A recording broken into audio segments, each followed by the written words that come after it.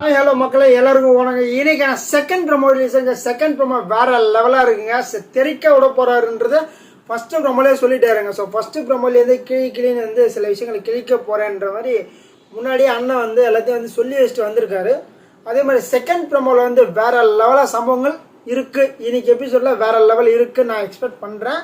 So அதே மாதிரி எழுந்த சாண்ட்ரா வந்து கேட்குறாருங்க. ஸோ முதல் கேள்வி கேட்குறாரு. ஸோ அது பார்க்கறது நம்ம சேனலுக்கு புதுசாக இருந்தீங்கன்னா லைக் பண்ணுங்கள், சப்ஸ்கிரைப் பண்ணுங்கள். உங்களால் முடிஞ்ச அளவுக்கு உதவி பண்ண மக்களை நீங்கள் போகிற ஒரு லைக்குமே நம்ம வீடு வந்து பல பேரை போய் சேரும். அதனால் கொஞ்சம் பார்த்து சப்போர்ட் பண்ணுங்கள். சாண்ட்ரா என்ன கேட்குறேன்னா வந்து உங்களுக்கு வேலை சொன்ன எந்த வேலையுமே செய்கிறது கிடையாது, எந்த ரூல்ஸுமே ஃபாலோ பண்ணுறது கிடையாது, எதுவுமே பண்ணுறது கிடையாது. எதுக்கு தான் நீங்களாம் வீட்டில் இருக்கீங்கிற மாதிரி கேட்குறேன். ஏன்னா சாண்ட்ரா வந்து திடீர்னு வேலை சொன்னால் எனக்கு வந்து உடம்பு சரியில்லை, என்னால் பண்ண முடியாது, அது பண்ணுறேன் இது பண்ணுறலாம் வந்து ப்ளா திங்ஸ்லாம் சொல்லிட்டு ஃபுல் வேலையுமே வந்து திவ்யா கிட்ட டைவெர்ட் பண்ணுறாங்க.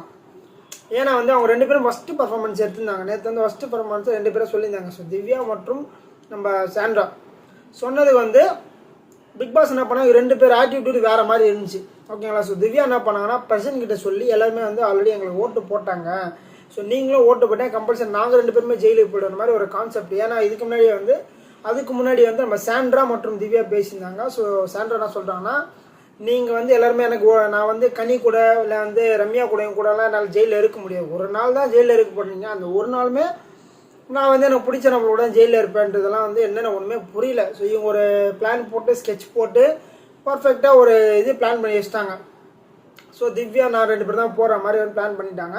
அதனால் சாண்ட்ரா வந்து அப்படியே அந்த பிரச்சனைக்கிட்ட வந்து திவ்யா வந்து சொல்லியிருக்காங்க. ஸோ ஓட்டு வந்து எனக்கு போடுற மாதிரி சொன்னாங்க.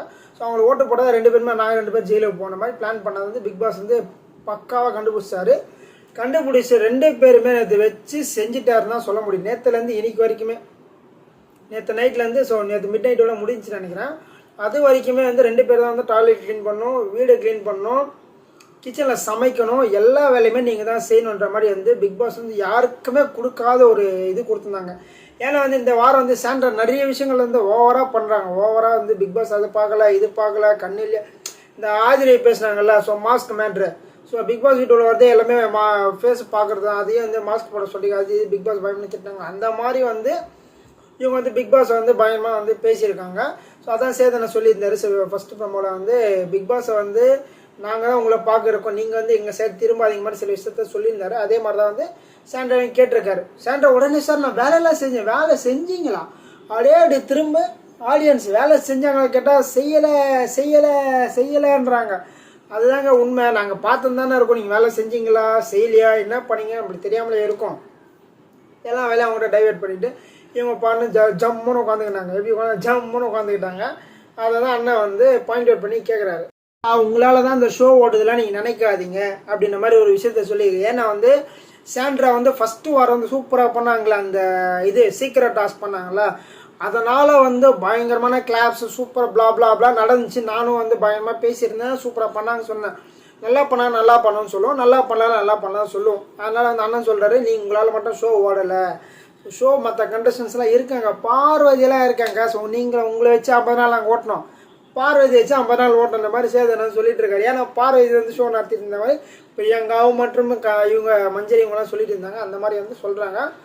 திவ்யா வந்து எஸ்கேப் ஆகிட்டாங்க. ஸோ உடம்பு சரியில்லைன்ற மாதிரி ஃபேஸெல்லாம் வச்சுட்டு இருந்தீங்கன்னா வந்து எங்களை பார்த்தா எப்படி தெரியுது உங்களுக்கு மாதிரி கேட்டிருந்தாரு. ஏன்னா வந்து அவங்க வந்து உடம்பு சரியில்லை, எனக்கு தலைவலிக்குது, நான் கூட உட்காரணும், அது ரொம்ப இரிட்டேட் பண்ணுறாங்க. ஸோ பிக் பாஸ் இவங்க ரெண்டு பேர் ஃபஸ்ட்டாக கொடுத்து எல்லாத்தையும் க்ளீனிங் ஒர்க் பண்ணுறது ஹெட் ஒருத்தர் கொடுத்துருந்தாங்க, இவர் இப்போ என்னது விக்ரம். ஸோ திவ்யா வந்து ஆல்ரெடி வந்து பிக் பாஸ் சொன்ன உடனே அவங்க புரிஞ்சுக்கிட்டாங்க. நம்ம சாண்ட்ரா கிட்ட நம்ம செஞ்சாதானே வேலை, நம்ம பண்ணாதானே சமையல்ன்ற மாதிரி ஒரு இது பண்ணிட்டாங்க. ஸோ நம்ம செஞ்சாதானே அவங்க வந்து நம்மளை வந்து இது பண்ணுவாங்க, நம்ம செய்யாமலே அப்படி இப்படி அலக்களிக்கலாம், ஸோ அது பண்ணலாம் இது பண்ணலாம்லாம் நிறைய விஷயங்கள் பிளான் பண்ணியிருந்தாங்க. அதே மாதிரி பண்ணிட்டு இருந்தாங்க. ஸோ சாப்பிட சொல்கிறது 4 மணிக்கு போய் சாப்பிட்டுருந்தாங்க. சாப்பிடும்போது அந்த வியானா மேட்ரு இருந்துச்சுல, அது பேசிகிட்டே இருக்காங்க. கிட்டத்தட்ட ரொம்ப நேரம் சாப்பிட்டு இருக்காங்க. ரொம்ப நேரம் ஒரு இதோ பெரிய விஷயம் அந்த மாதிரி சாப்பாடு விஷயத்தில் எப்படி பண்ணுறாங்க, சாப்பாடு விஷயத்தில் எப்படி பண்ணுறான்னு சொல்லி பயங்கரமாக புலம்பிட்டு இருந்தாங்க. ஸோ அந்த இடத்துல வந்து ப்ரெசென்ட் பண்ணது வந்து ரொம்ப ஒஸ்ட்டான ஒரு பிஹேவியர் எனக்கு கேட்டிங்கன்னா. ஸோ நம்ம விக்ரமோட வேலை வந்து அவங்க சாண்ட்ரா மற்றும் திவ்யா ரெண்டு பேர் வேலை வந்து பிக் பாஸ் சொன்ன வேலை, அது வந்து அவர் ஒழுங்காக பண்ணிகிட்டு இருக்காரு. Excuse me. அந்த கேப்பில் வந்து இவர் பிரஜன் அங்கே உட்காந்துட்டு வந்து அவர் வந்து இவரை விக்ரம் வந்து வேலை செய்ய விடாமல், அவங்க ரெண்டு பேரும் மெயின்டைன் பண்ண விடாமல், இவர் நடுவில் வந்து அவங்க ஒய்ஃபை ப்ரொடெக்ட் பண்ணுறேன்னு சொல்லி விஷயங்கள்லாம் பண்ணுறாரு. ஒய்ஃபை நான் வந்து நிறைய வீடியோ சொல்லிட்டேன், ஒய்ஃபை ப்ரொடெக்ட் பண்ணி வீட்டில் போய் பண்ணிக்கோங்க, பிக் பாஸ் வீட்டில் ஏன் ப்ரொடக்ட் பண்ணிக்க எனக்கு தெரியலன்றது வந்து அது ஒரு விஷயம். நீங்கள் எனக்கு தெரிஞ்ச அண்ணன் அதை கேட்பார், என்ன பிரச்சனை எது உனக்குன்னா சம்மந்தாங்க, நீ ஏன் உட்கார மாதிரி கேட்பான்னு நான் நினைக்கிறேன். அதே மாதிரி அந்த விஷயமும் நடந்துச்சு, அது கேட்குறது வாய்ப்புகள் இருக்குது. ஸோ அதில் பார்வதி கூட வந்து விஷயம் தெரிஞ்சுமே பார்வை வந்து இந்த மாதிரிலாம் பண்ணுறாங்க. ஸோ திவ்யா சாண்ட்ராக்கு வந்து சப்போர்ட் பண்ண சொல்லிட்டு நடுவில் உட்காந்து அவங்களும் சில விஷயங்கள்லாம் பண்ணாங்க, அதுவும் நம்மளுக்கு பிடிக்கல.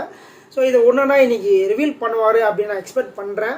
இது வந்து எனக்கு தலைவலி உடம்பு சரியில்லைன்னு சொல்லிட்டு ஐஸ்கிரீம் வேணும்னு சொல்லி பிரஜனையே வாங்கிட்டு வர சொல்கிறாங்க. பிரஜனையே வாங்கிட்டு வரேன்னு சொல்கிறாங்கன்னா என்ன அர்த்தம்னா, உங்களுக்கு தான் தலைவலிக்குது இல்லைம்மா, தலைவலிக்கும் போது உங்களுக்கு டீ மேட்ரு ஒன்று வந்துச்சுல்ல. ஸோ டீ வேணும் கேட்டிருந்தேன். யாருக்கு டீ வேணும், பிளாக் டீ குடிக்க மாதிரி எஃப்ஜே சொல்லியிருந்தார்ல, அந்த விஷயத்த வந்து மென்ஷன் பண்ணுறாரு.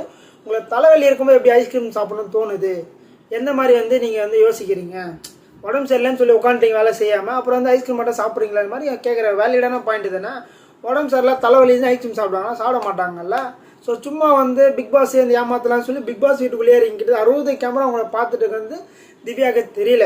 ஸோ திவ்யா வந்து வேற லெவல் பிளேயர் சொல்லி பார்த்துட்டு இருக்காங்க. பட் வந்து திவ்யா வந்து நாராக கிழிச்சிட்டாருன்னு தான் சொல்லணும். ஓகேங்களா, பிரச்சனைக்கு அதுவும் தெரில. ஸோ வந்து அவங்க வந்து இவங்க யூஸ் பண்ணிக்கிறாங்கன்ற விஷயத்துக்கு புரியல. பட் உள்ள ஒரு 3 பேருக்குள்ளேயே ஒரு இது போயிட்டுருக்கு. பட் அது வந்து எப்போ வெளிப்படும் நம்மளுக்கு தெரியல, அது ஒரு விஷயம் சொன்னார்.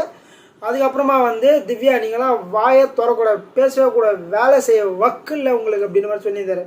ஸோ இந்த மாதிரிலாம் வந்து ஹாஷா வந்து பேசினா வந்து சேதனை பேசுவார், வக்கலெல்லாம் பேசியிருக்காரு.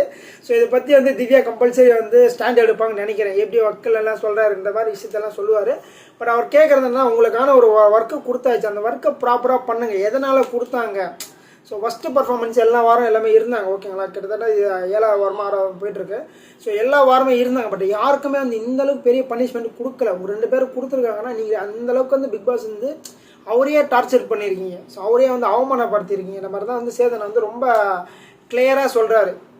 ஸோ இவ்வளோ வேலை யாருக்கும் சொன்னது இல்லைங்க. எனக்கு தெரிஞ்சு பிக் பாஸ் ஹிஸ்ட்ரியிலே இது மாதிரி சொன்னது கிடையாது. ஸோ இவங்க 2 பேர் அந்தளவுக்கு பண்ணதால தான் ஸோ அண்ணன் வந்து வேறு லெவல் செஞ்சு வச்சிட்டாரு. மக்களை உங்களோட கருத்துக்களை இருந்தால் மறக்காம பதிவு பண்ணுங்கள். ஸோ இதோட நம்ம வீடியோ முடிச்சுக்கிறோம். அடுத்த வீடியோ சந்திக்கலாம். நன்றி, வணக்கம்.